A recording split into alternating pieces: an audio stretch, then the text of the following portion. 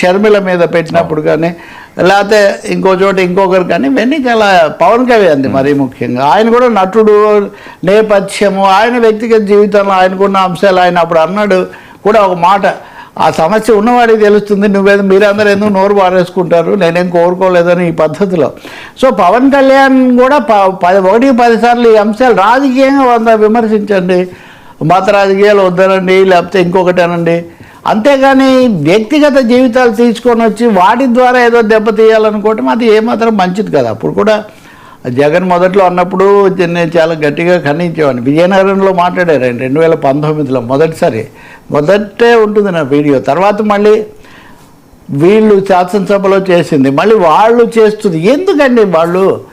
నేను ఎప్పుడు చెప్తుంటే ఒక సామెత మా ఊళ్ళో అందరూ పెద్ద మనుషులే కానీ తగాదా వచ్చిందే మటుకు పిల్లలు రావాల్సిందే, పిల్లలు తల్లులు రావాల్సిందే అని. ఇది చాలా అనాగరికమైన పాతకాలపు అవశేషంగా వచ్చిన ఒక దుష్ట సంస్కృతి. దీనికి స్వస్తి పలకాల్సిన అవసరం ఉంది.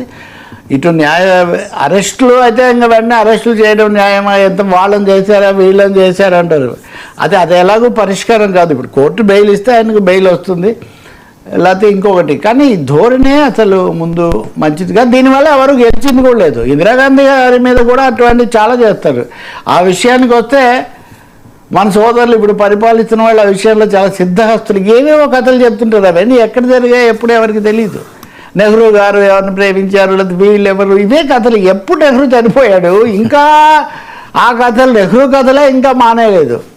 ఇప్పుడు విజయ్ని ఎలా వదిలేస్తారు? విజయ్ పాపులర్ స్టార్, ఆయన ముఖ్యమంత్రి అయ్యాక కూడా ఆయన సినిమా విడుదలై 200 కోట్లకు పైన దాదాపు తమిళంలో ఇటీవల కాలంలో రికార్డు. త్రిష అనుకోకుండా ఆమె కూడా చాలా పాపులర్ యాక్టర్. అందరు తెలుగు హీరోలతో నటించారు, అన్ని దక్షిణాది భాషల్లో నటించారు, కనబడుతుంటారు. ఆమె పబ్లిక్ లైఫ్లో కనబడద్దని మీరెవరండి శాసించడానికి? ఇప్పుడు త్రిష ఇంటి దగ్గర గడుపుతూ ఉంటారని మీరెవరు చెప్పడానికి? అసలు ఎవరింటికి ఎవరు వెళ్తారు, ఎవరితో ఎవరు మాట్లాడతారన్న విషయం చెప్పడానికి అన్నది ఇక్కడ రాజకీయాలకు దానికి ఏం సంబంధం అన్నది చాలా పెద్ద ప్రశ్న.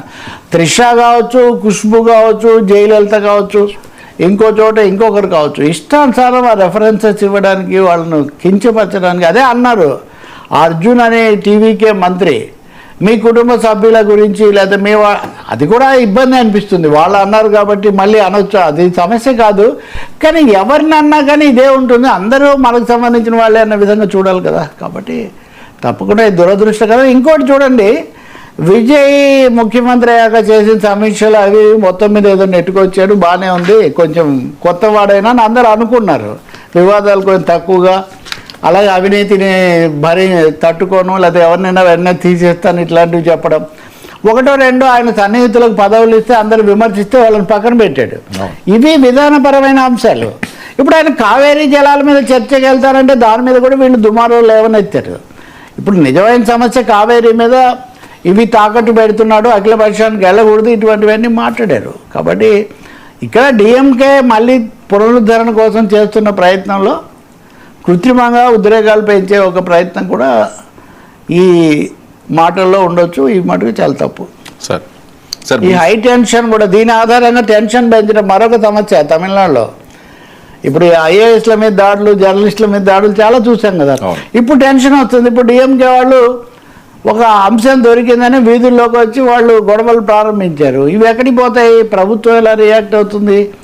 ఇవన్నీ సమస్యలు. కాబట్టి ప్రశాంతంగా ఉండటము, చట్టబద్ధంగా వ్యవహరించటము, సంస్కారంగా సారీ చెప్పడం దీనికి మార్గం. సార్ బీసీలపై రెడ్ బుక్, వైసీపీ కొత్త కార్డు, కాపులు